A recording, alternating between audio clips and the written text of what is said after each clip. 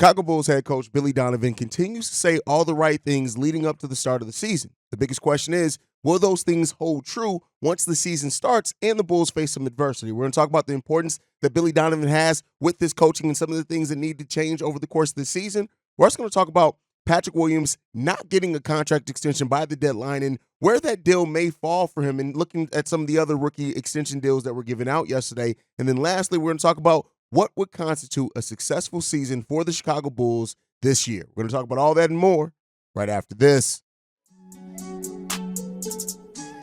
You are now tuned in to Chicago Bulls Central, your number one place for all Chicago Bulls news and content.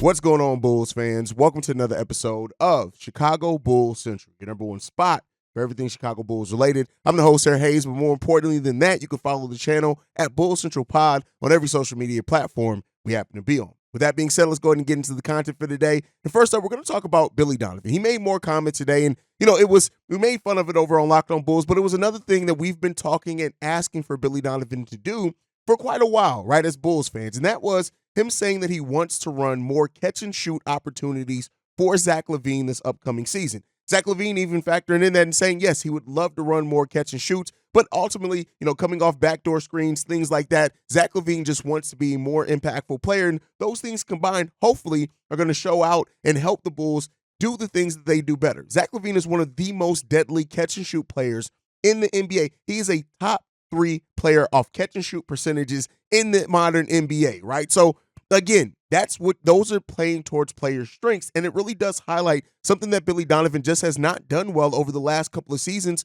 as the head coach of the Chicago Bulls. And you guys know, I'm not the biggest Billy Donovan guy. I will give him praise for the things that he does do well, right? And when he does coach well, I will. But one of the things that we've constantly seen with Billy Donovan is the lack of using players in the best areas that fit and suit their game, right? We talked about, Vooch not having more pin down opportunities and more post and go opportunities, not necessarily true traditional post ups where he can do back to the basket things, but like, post and drive type things for Nikola Vucevic. Those are things where Vooch really does excel at. Some playmaking for Nikola Vucevic as well. We know in his first season, Vooch was made basically a three-point shooter. Now in the second season with the Chicago Bulls, second full season with the Chicago Bulls, last year, Vooch absolutely started taking less threes and operated more towards the basket. And Vooch has already talked about as well. One of the things that he talked about with this team before deciding to re-sign with the team is how he is used in the scheme. And so hopefully we're seeing that. Using more catch and shoot opportunities for Zach LaVine, definitely something that can help strengthen his game, right? Kobe White. Yeah, I don't really put Kobe White's, his growth on Billy Donovan's development or anything like that. I just put it on Kobe absolutely becoming a dog. But as well, you want to run similar things for Kobe White as well. Don't just make him a spot-up shooter because that's not what he is. Kobe White is a scorer. He's not a shooter, right? And so to have those things work for him and Zach LaVine, who are both scorers in that backcourt together, it means you're going to have to run some ball handling opportunities for some of the other players on the team. And that means Patrick Willaims. That means Nikola Vucevic, right? That definitely means DeMar DeRozan at times as well, especially if DeMar is going to keep doing the things that it seems like he's doing in preseason and trying to facilitate a little bit more while picking his spots a little bit more objectively. So, those are things that you want to see. And one of the biggest things with Billy Donovan is not just saying the right things, right? It's doing them, right? Practicing that. Being an actual coach. I've said it now in a couple of episodes leading up to the start of the season. This is one of the seasons where it's most important that Billy Donovan actually coaches, right? Actually comes up with the scheme, actually checks guys as well who aren't doing things that aren't part of the scheme. And what I've said before, right? Billy Donovan, I would hope, up until this point, leading into the start of the season, which is going down tomorrow, that Billy Donovan has been stop. If somebody's not moving when they don't have the ball, if they're standing around watching DeMar, watching Zach, watching Kobe go to work, stop practice and ask them why. What are they doing? And either sit their ass down or make sure you keep bringing the importance to them of why they need to move when they don't have the ball. These are things, right? And so even when you're looking at the bench, right, we don't have the best scorers coming off the bench on this roster, right? But we have a very solid defensive bench that can get out in transition, things like that as well. The biggest question is Billy Donovan this season going to utilize his players better to their ability, or is he going to keep trying to force a scheme on them that doesn't work for everyone, or force them into specific roles because of, other needs on the team, right? For this team to really take that next step up, a big part of what's going to have to come in that is using the players that you have and that you should now be more familiar with in better ways than what you've used them over the last couple of years. Better player utilization to their skill set is what can be the difference between this team being 26th, 24th, whatever they were in offense last season, and being a more respectable offensive efficiency team, right? And so, yes, the other things, passing the ball around more, moving the ball, creating seams, shooting more threes, playing with a quicker pace when you can, all those things are great. But if Billy Donovan doesn't hold true to that once this team faces a little adversity and hold the players accountable to it as well, then you're not doing your job out there. And this is why I keep saying that it's one of the most important seasons that Billy Donovan actually coaches this team this season. And so hopefully we see that, right? And so hearing, Billy Donovan say the right things is good. I know a lot of people are going to take that and make headlines based off, oh, do you know the Bulls are going to run more catch and shoots? Well, hey, Haize has been sitting in the studio in his basement for the last 2.5 years telling Billy Donovan to run more catch and shoots. Who would have thought that me sitting in my basement, I would have cracked something before Billy Donovan cracked it, and he's a head coach in the NBA? Is it sarcasm in my voice? Absolutely. But hopefully we do see it come out a little bit more for this team this upcoming year, because I tell you what, if you want to have the success when you haven't made huge changes to your roster, you've made some key changes in areas that I definitely think are going to help, but how you use those players is going to be telling, and hopefully we actually see the players utilized a little bit better this year. Now, I did drop a episode right after the extension deadline dropped yesterday, and Patrick Willaims did not get his deal. Kind of just briefly talking about some things there, not really going highly in detail. It's about a 5-minute video. You guys can go and check that out if you want to hear some of my initial thoughts. But as we all know now, Patrick Willaims did not get his rookie contract extended by the Chicago Bulls at the deadline. And so that puts a little bit of pressure on P. Will, right? That makes it a prove it year for P. Will. I called it in the episode Prove It P, right? That's what he has to be this season. But when you really look at it, the Bulls, to me, and I know a lot of Bulls fans have now said, oh, this means he's going to walk. This means that. No, it doesn't. This is a calculated risk by the Chicago Bulls. And for those that really don't know, and I think there was some misgivings because I saw some miscommunication in a couple of comments, Patrick Willaims is not going to be an unrestricted free agent next year. He's still going to be restricted. And so the Bulls really are playing with a place where they hold the cards regardless. And that's not to say that they hold all the leverage in negotiations, right? If Patrick Willaims steps up, he gains a lot of leverage in those negotiations now that he could become a restricted free agent. But then since of the Bulls, it's a calculated risk, meaning this. He's restricted. So the Bulls have the right to match any offer that Patrick Willaims can get. He's in a similar situation to what Kobe White was last year. So now Patrick Willaims, and if he steps up this season, hey, the Bulls are probably going to pay him much like they did Kobe White before he even gets a chance to meet with other teams. If he doesn't necessarily step up in a major way, maybe makes minor improvements, at that point in time, if they're far apart on the contract, it can go one of two other ways, right? It can either go the way of like Zach LaVine when he was a restricted free agent, even though that was a different front office. They can go out, he can find his own deal, the Bulls can match it, easy, boom, we keep it moving, right? Or it can get to the point to where Patrick Willaims makes a minor step, him and the Bulls negotiate, and then they end up coming to an agreement before he can go out there, and do that. But if Patrick Willaims makes a huge step this year, then the Bulls still aren't at any risk, right? You give him whatever the max money or the most money that he wants, you keep it moving because at that point he would have earned it by stepping up, right? And that's not to say that Patrick Willaims. I see a lot of Bulls fans. They talk about Patrick Willaims in either one or two ways. Either he's terrible, or oh my God, he has the potential to be this. It's just the coaching, this, and this. It's really the truth is somewhere in the middle when it comes to Patrick Willaims. He's definitely stepped up in some areas, and while some Bulls fans like to paint it as if Patrick Willaims does nothing good out there, I've even seen some foolish-ass comments as like, Patrick Willaims isn't an NBA player? Why would – no, that's fucking stupid. You don't become the least scored-on player in isolation if you're not an NBA player. And Patrick Willaims has stepped up. When you look at 41% shooting from three-point range last season, albeit on 3.4 shots per game, but that is a solid percentage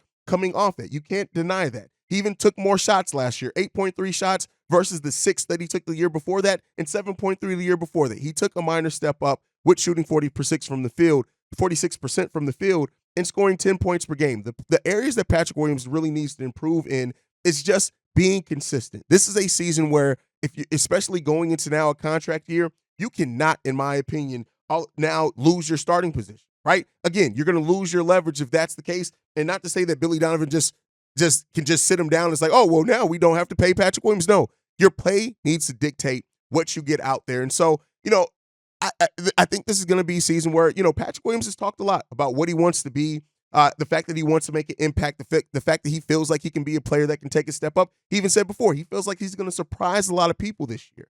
That has to be proven true for Patrick Williams to get the money that it may be rumored that he wants, whether it's $20 million, more than $20 million, whatever it is. Now, when you look at some of the other deals that were given on rookie contracts, I'm looking at a couple of key ones for Patrick Williams and what that may mean for him, right? So when you look at it, Josh Green getting 3 years, $41 million, Denny Ajavia getting 4 years, $55 million, and Jaden McDaniels getting 5 years, $136 million. So when I look at it, what that tells me is that I think Patrick Williams' realistic expectation is somewhere between the two of those deals, right? Now, could he hit the high point of that?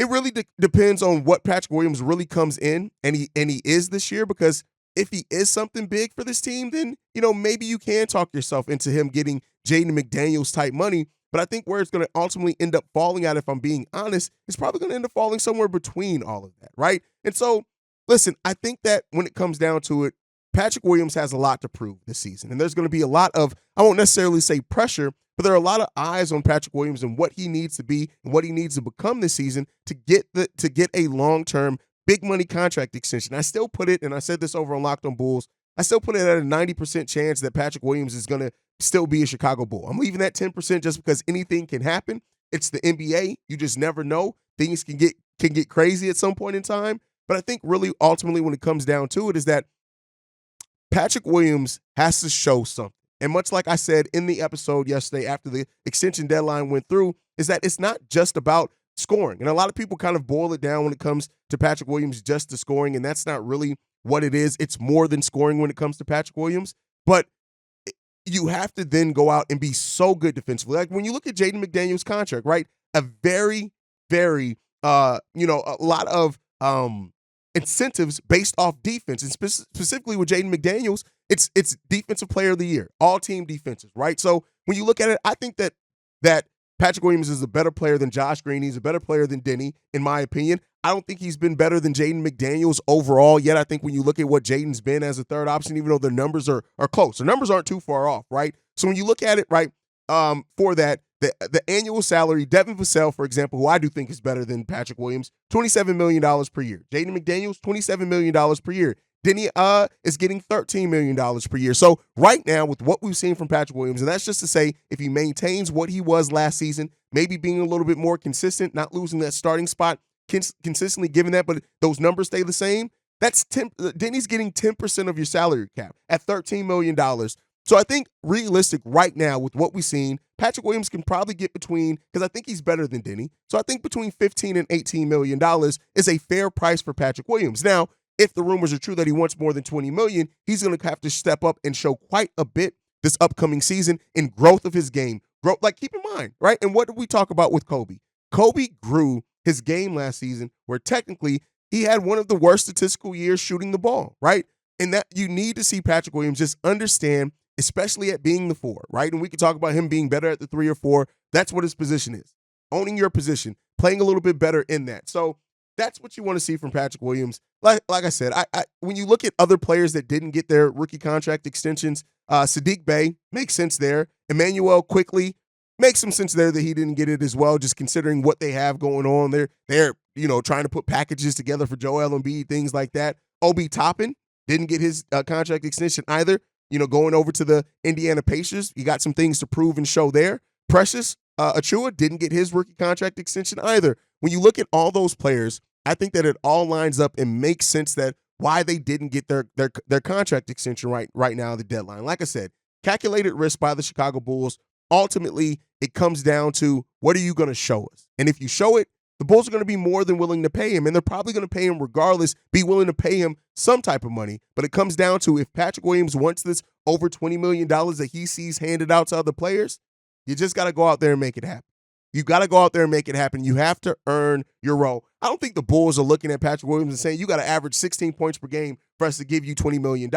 It's just that be consistent in what you do. Don't be passive P, right? Give us that consistent effort, offense, defense. And if you're going to hang your hat on defense, you got to be great defensively. Not to say that Patrick Williams has been bad defensively, because he's never been a bad defensive player. But if that's what's going to be your calling card, you have to do more defensively. You have to be so good defensively that you can't be taken off the court because you offer such a benefit, right, over the players behind you. So this moves into an important season for Patrick Willaims, a prove-it season for P. Will. Prove it P.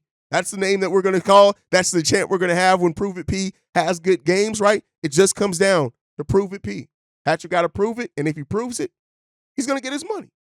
That's it. And ultimately, the Bulls have the right to match anything either way. So, as long as he doesn't get a crazy offer where the Bulls just don't see value, and even then, they may be forced to keep it just by the nature of assets and how it works in the NBA. But for right now, Patrick Willaims got to come into the season with a lot on his shoulders, and he has to prove it in his role. Again, this is all being talked about within what his role is on the team. So that's my thought process. You guys can let me know what you guys think on everything down below if you're on the YouTube side. If you're on the podcast side, I'll tell you as always how to get your thoughts in towards the end of the show. But with that said, one last topic before we go today. I want to talk about how do we gauge success for the Chicago Bulls this season, right? And realistic success. Keep in mind, this was a team that didn't get out the play-in last year. We know some things happened with that. We've made some improvements in some key areas, having now a player like Javon Carter to start the season, Kobe White being the starting point guard to start off as well, Torrey Craig being here, the strength of that bench, better player utilization per what Billy Donovan has talked about. But when you really look at this team, is how do we judge a successful season for the Chicago Bulls? And it really depends on what your thing is. To me, that the Bulls can be a top 6 team in the Eastern Conference, right? Meaning that they avoid the play-in. To me, that is a fairly good success for a team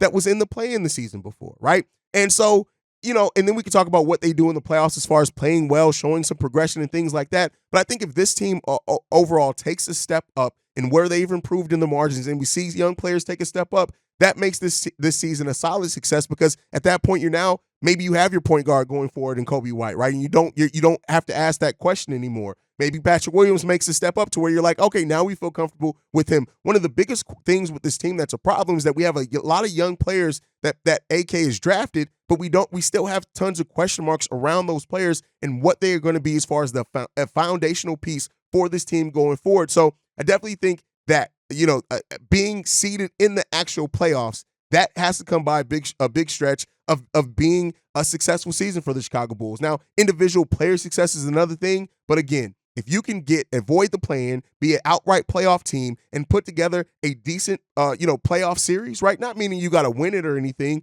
right? That then gives the front office enough to say, all right, now let's focus on filling the holes that we have on this team rather than still making moves to get us to become a playoff team. So I think that is it. It's not necessarily about a number of wins. I do think this team can get, I've said between 46 and 48 wins. I think this team realistically can get in the way that they improved, and maybe even more than that if the sum of the parts really come together in an unexpected way. But, that's what I want to see from this team. So it's not really about, to me, a number per se. It is in a way because I want them to get that 6th seed. But if they get that, I think you really do have to look at this season being a success for the team, right? And then so as far as that's that, and then as far as some concerns for the team heading into the season, one of the biggest concerns I have for this team is while they took more threes, what are the percentages they're going to hit that at in turnovers, right? That was a big thing. The shot profile and limiting turnovers are big things that we saw that rear their ugly heads kind of in the playoff. I'm sorry, the preseason. So I want to see that as well. That's kind of a big concern, is because if this team's gonna get turnovers and have a lot of turnovers on the offensive side of the ball, like I said, that really does change how well the Bulls play defensively. One of the reasons we were top 5 defense is because of we limited transition points by other teams. If you're getting turnovers, it's kind of hard to do that, right? Offensive rebounding seems like it's going to be, as long as it's a team effort, it seems like we're going to be pretty decent, right? 4th in preseason play as far as offensive rebounds. Not expecting that to hold true. Maybe it even may get better because we didn't play a lot of our starters in second halves of game. But, offensive rebounding as well, that's something that you really want to take a look at for this team as well. So I think that ultimately that's the thing. And I think also we're probably going to see MVP. No, I jumped the gun on that one. I think we're going to probably see All-Star Zach LaVine back again for the whole season. And health, let's just keep health.